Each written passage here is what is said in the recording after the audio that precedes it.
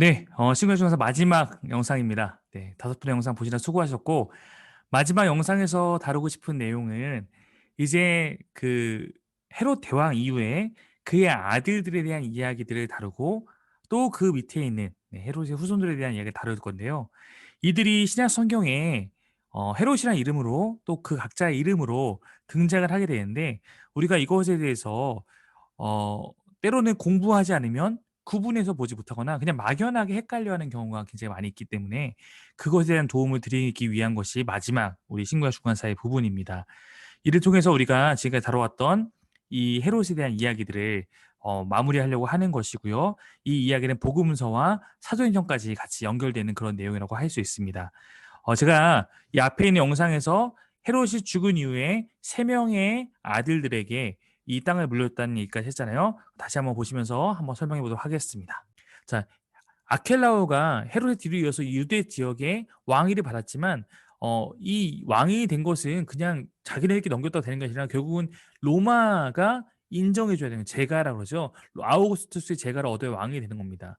자, 근데 로마에 가서 제가를 얻어야 되는 거예요. 유대 그 헤롯도 그때 로마의 원로원에게 가서 제가를 받아서 왕이 된 것처럼요. 근데 이 로마로 가기 전에 유대에서 폭동이 일어나게 된 거예요. 자, 이것이 왜 중요하냐면요. 로마는 워낙 큰 지역을 정복하고 다스리다 보니까 그 큰 지역을 다스리면서 가장 그들이 싫어했던 것이 밀란이고 폭동이었어요. 그러니까 그 지역을 계속해서 아무 문제 없이 다스리면 그 통치권이 좀 안정되게 되는데 로마가 봤을 때 그 지역에 밀란이 자꾸 일어나고 반란이 일어나고 폭동이 일어나고 이러면 그거에 대한 책임을 이 지배자에게 묻게 되는 것입니다. 그래서 우리가 나중에 이제 본디오 빌라도 그 총독이 왔을 때도 그가 밀란이 나는 것에 대한 굉장히 두려움을 갖고 있었던 거 신약성경에 나오잖아요. 그래서 예수님이 결국은 내어주게 되고 이런 건데 그것이 로마의 특징이었던 거예요. 자, 근데 이 아켈라오가 왕의 그 지위를 받으러 가기 전에 유대에게 폭동이 크게 일어나서 3천 명이 죽게 됩니다. 그러니까 이 사건의 책임으로 아켈라오는 헤롯 대왕같이 왕의 신분이 아니라 에스나르케스라고 해서 민족의 통치자로서 임명이 되게 된 것입니다. 이것은 그러니까 왕보다는 낮은 거예요. 그래서 이것을 성경이 분봉왕이라고 하는 겁니다. 자, 그리고 아켈라오는 분봉왕이고요.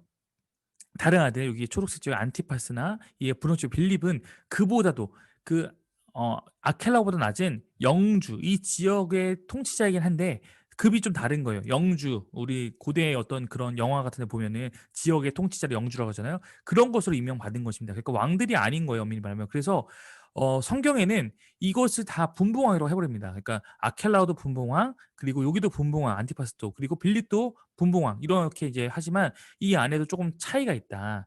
자, 그런데 이제 이 아켈라오가 다스린 유대 땅에서 계속 폭동이 일어납니다. 유대 땅은 굉장히 통치하기 어려운 지역이었어요. 헤롯 대왕이 나름 오래 통치했던 것을 그가 그만큼 수완이 좋았기 때문에 당근과 채찍을 주면서 그렇게 해왔던 것이고 이 지역은 유대인들이 그전에 독립을 맛봤기 때문에 이제 그들은 계속해서 기회가 되면 독립하고자 하는 그런 독립운동을 펼쳤던 것이죠. 나름대로는.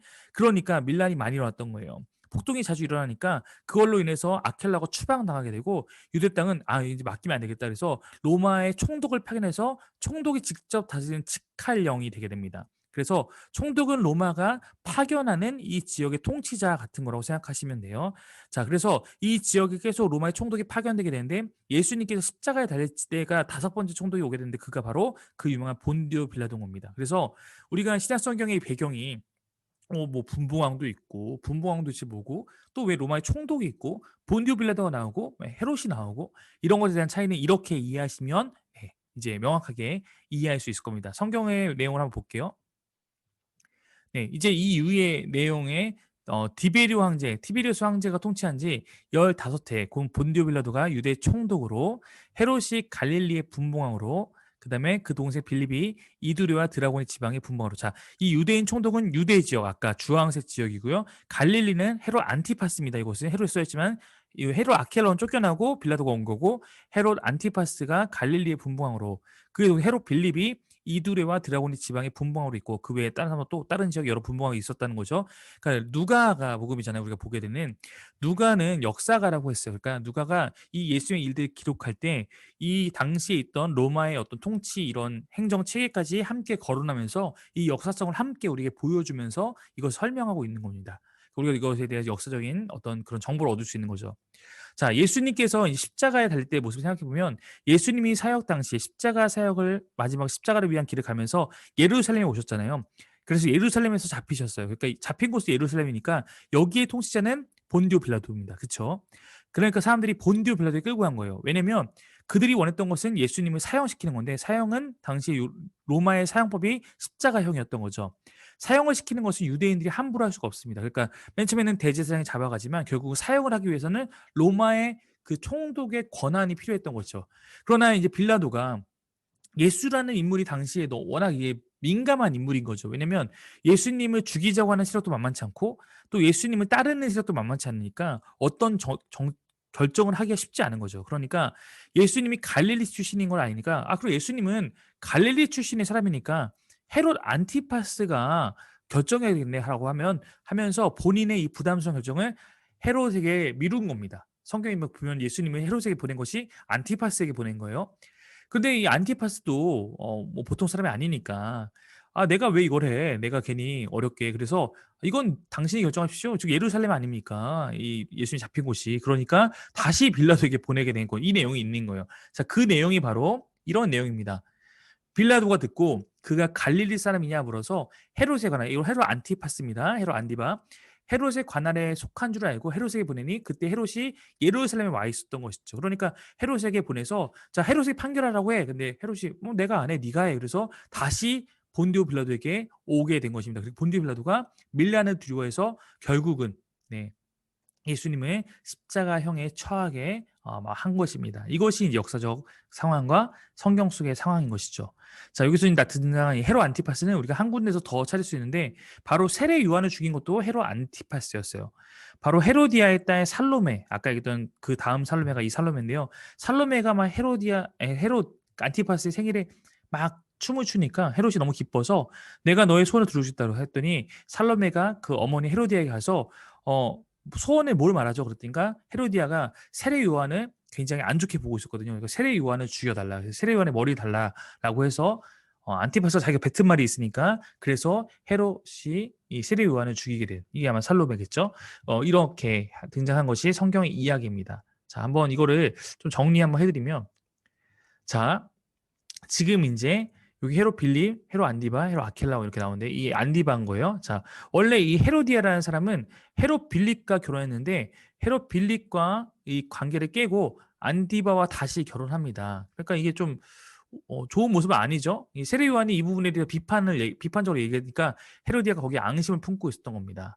그래서 이제 살로메가 그 기회를 잡자 살로메를 통해서 세례 요한을 죽여버린 것이죠. 안디바가 결국 죽인 것입니다. 자, 그리고 이제 요게 2세대 헤롯들이고요. 네, 이게 헤롯 대왕이면 1세대면 그 밑에 이제 3세대 중에는 주목해 보면 헤롯 아그리빠입니다. 사도행전 당시에 유대 땅은 헤롯 아그리빠 1세가 통치하고 있었는데요. 어떻게 된 거냐면 그는 로마의 황제 칼리굴라와 친밀했어요. 왜 그랬냐면 그가 원래 이 로마에서 아그리파 1세는 살게 되었거든요. 어린 시절을 보냈는데 그 로마에서 자기와 친하게 지냈던 그 친구가 후에 로마의 황제가 된 칼리굴라가 있었던 거예요. 그러니까 그로 인해서 그 인맥으로 인해서 그가 헤롯의 집안이 통치했던 그 땅을 받게 되는데 이 땅을 받은 후에 계속 그가 받은 땅이 확장됩니다. 원래 맨 처음에 받은 땅은 저 위에 그 가이사랴 빌립보가 있는 지역을 받게 되는데 그곳에부터 시작해서 점점 이 아그리파 1세가 통치하는 영역이 늘어나게 되는 거예요. 결국은 1세대였던 헤롯 대왕이 통치했던 모든 땅을 다 그가 다스리게 되니까 원래는 유대 땅은 총독이 다스리는 땅이었는데 지금은 이제 아그리파 1세가 다스리는 시대가 된 것이 사도행전 초기 시대의 이야기라고 생각하시면 됩니다. 자, 그는 유대인들에게 친화적이었어요. 그러니까 유대인의 환심을 얻는 것에 굉장히 공을 들였습니다. 그러니까 유대교의 환심을 얻고자 그가 했던 것이 역사적 뭐냐면 기독교를 박해하는 거였어요. 초대교회를. 왜냐면 유대인들은 이제 당시에 예수 그리스도를 따르면서 기독교와 좀 다른 방향으로 나아가는 교회를 싫어해서 막 박해했잖아요. 이 박해자가 있는 바울도 있었던 것이고 그랬던 거잖아요. 그래서 처음에 순교자가 나오기 시작했는데 사도들 가운데 처음 죽음을 당한 순교자가 바로 야고보 사도거든요. 자, 이 예수의 동생 야고보가 아니고 12 사도 가운데 야고보가 먼저 죽게 되는 장면이 사도행전에 나옵니다. 자, 이것이 한마디로 베드로가 당시에 가장 대표였겠지만 베드로를 한 번에 죽일 수 없으니까 이 아그리빠가 눈치를 보면서 일단은 야고보의 지인은 12 사도 가운데 그래도 탑4 아니에요? 네. 베드로, 요한, 야고보, 안드레 이 정도가 제일 예수님의 어떤 그 사역의 핵심으로 따라다녔던 인물이고 그 외에 인제 또 나머지 제자들이 있는 거잖아요. 그러니까 고 탑4 가운데 야고보를 일단 먼저 죽여서 이거에 대한 반응을 살폈는데 반응이 좋은 거예요, 유대 사람들이. 그러니까 이제 그럼 베드로를 죽여야겠다고 해서 베드로를 감옥에 가두는 장면이 이 사도행전 초반에 나타나는 거죠. 자, 그러나 이것이 당연히 하나님 기뻐하시는 일이 아니었기 때문에 그가 심판에 당하는데요. 그가 7년 만에 벌레 먹혀 죽게 됩니다. 즉 벌레 먹혔다는 건 충을 맞아서 죽겠다 성경이 이렇게 표현하는데 사도행전 12장 21 절부터 23 절에 나타난 표현이에요. 근데 이것이 성경의 표현인데 아마도 이것이 현대 의학으로 봤을 때는 복막염인 가능성이 많다라는 견해가 있습니다. 이것이 헤롯 아그리파 1 세에 대한 이야기인데요. 자, 헤롯 아그리파 1 세의 아들이 헤롯 아그리파 2 세입니다. 자, 아그리파 1 세가 갑자기 죽자 당시 로마의 황제는 또 클라우디오라고 바뀌었는데 클라우디오 황제는 아그리파 2 세에게 왕권을 주고 찹니다. 근데 우리가 이 클라우디오 황제를 또 성경에서 찾을 수 있는데 바로 이 장면이죠.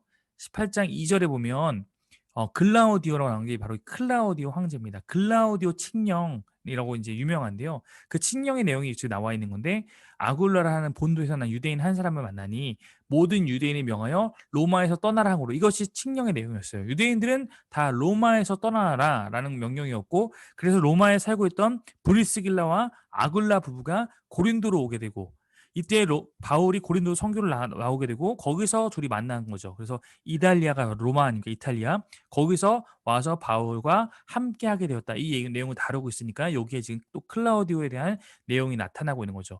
이 사도행전도 누가의 작품 아닙니까? 누가는 이렇게 로마의 어떤 그런 행정의 변화, 로마의 왕권의 변화 이런 것들을 좀 같이 기술하면서 우리에게 역사성을 더해주는 특징이 좀 있습니다.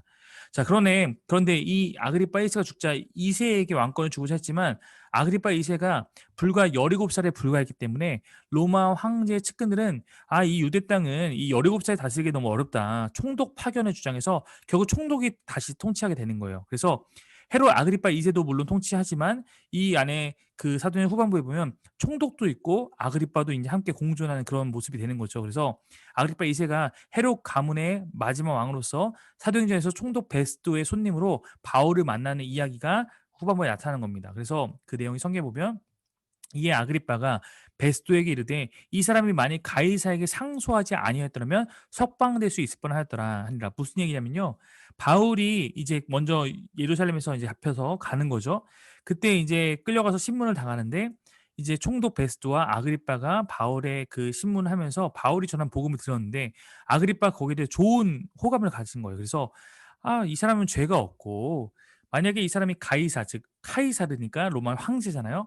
황제를 카이사라 부르는데 가이사에게 상소하지 않았더라면 내 선에서 이 사람을 풀어줄 수 있을 뻔했다는 얘기를 하는 거죠. 근데 사실은 바울이 원했던 것이 로마로 가는 거였고 로마에 복음을 전한 것이 바울의 목표였는데 그 바울이 복음을 전하기 위해서 택한 방법이 바로 로마로 죄인이 되어서 가서 황제를 만나는 거였거든요. 그래서 가이사에게 항소하게 된 거죠. 바울이 로마 시민권자라는 것을 들어서 바로 그 내용이 이제 사도행 후반부에 나타나서 26장 이후에 27장과 28장은 바울이 로마까지 가게 되는 사도행전의 그 끝이 로마에 바울이 도착해서 복음이 드디어 로마 땅으로 전달되는 그런 내용으로 끝나게 되는 것이죠.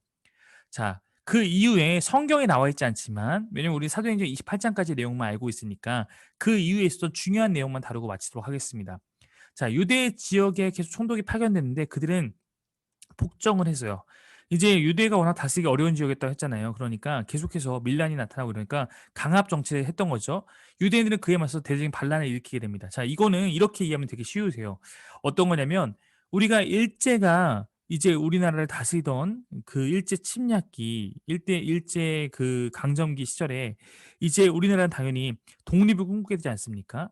다시 주권을 회복하기 위해서. 근데 유대인들도 마카비 혁명으로 해서 이제 그 독립국가 시기를 경험했기 때문에 다시 그 시대로 돌아가고 싶은 열망이 강하겠죠. 그래서 예수님에게도 그런 기대를 했던 것이고, 그러니까 유대인들 안에서는 그 독립을 꿈꾸며 독립을 위한 운동을 굉장히 열심히 하게 됩니다. 그 독립을 하는 그 독립 단원을 성경에서 열심당이라고 하는 거예요. 자, 이러한 반란, 이러한 독립운동이고 로마에겐 반란으로 느껴지는 거죠. 이러한 반란이 계속해서 일어나게 되고 어느 정도 성공을 거둬서 이제 예루살렘 성을 그들이 독립군이 쟁취하는 이런 일이 벌어지기도 합니다.